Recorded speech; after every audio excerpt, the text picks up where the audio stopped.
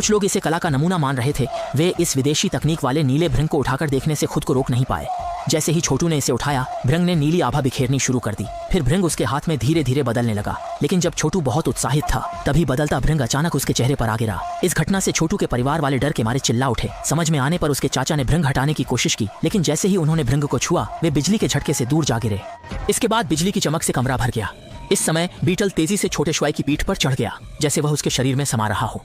अत्यधिक दर्द से छोटा शुआई चीख उठा। उसी समय उसके शरीर में बदलाव आया। उसकी आंखें सुनहरी हो गईं। फिर अगले ही पल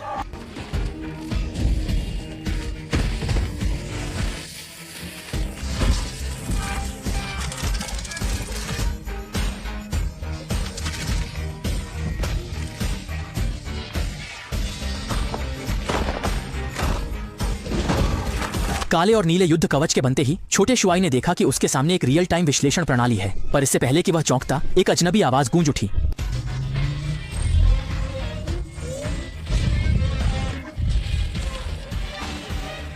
कुछ ही पलों में युद्ध कवच ने उलझे छोटे शुआई को वायुमंडल से बाहर ले गया। जब छोटा शौक चकित था, तब एक अजनबी आवाज फिर सुनाई दी। परीक्षण के दौरान प्रवेश पर हैरान छोटा शुआई बहुत घबराया हुआ था। 20 माह की गिरावट के साथ युद्ध कवच के चारों ओर चिंगारियां उठी।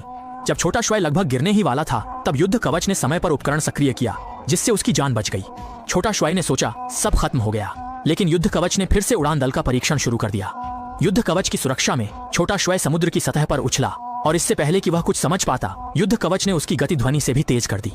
जन जाने अपनी गति ध्वनि से तेज कर दी। उड़ान में ध्वनि से भी तेज आवाज आई।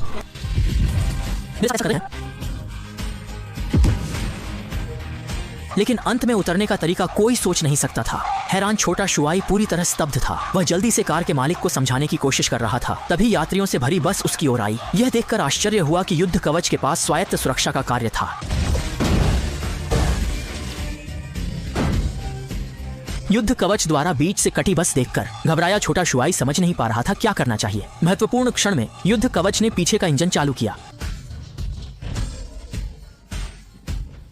पलक झपकते ही उसे घर ले आया। कपड़े बदलते समय छोटा शुआई ने देखा कि एक कीड़ा उसकी रीढ़ में धंसा है। लेकिन यह आखिर क्या है?